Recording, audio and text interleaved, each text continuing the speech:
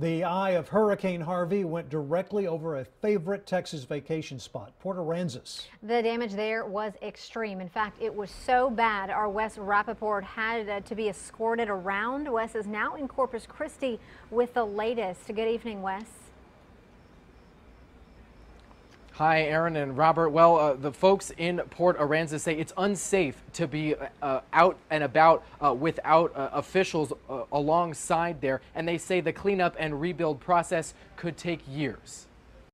We know the rebuilding process is going to come, but right now it's one step at a time. Hurricane Harvey, a storm that will haunt the coastal bend for years to come. The ferocious storm spared very few in Port Aransas. Very beat up. You know, some structures did better than others, but I'd say every structure has some damage. City Manager David Parsons was glad to report no one was killed or hurt in the tiny coast town, but even Parsons was left trying to figure out what to do next. He even had to borrow clothes. We're trying to get, fuels rolling in. As you can see, the Salvation Army showed up, so we finally have food. We had been, about 100 of us living on scavenged peanut butter for the last day.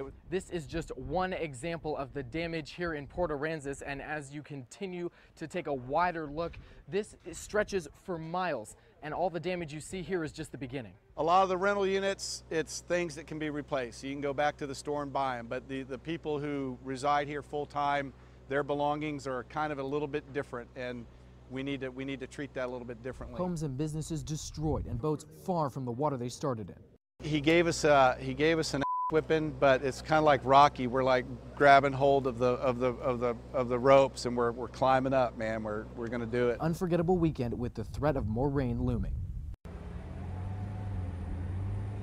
And authorities say they're working on a two-tiered process to get homeowners and people who rent back into those properties. We're told that system should be in place in a few days if all things go well. Reporting live in Corpus Christi tonight, I'm Wes Rappaport, KXAN News.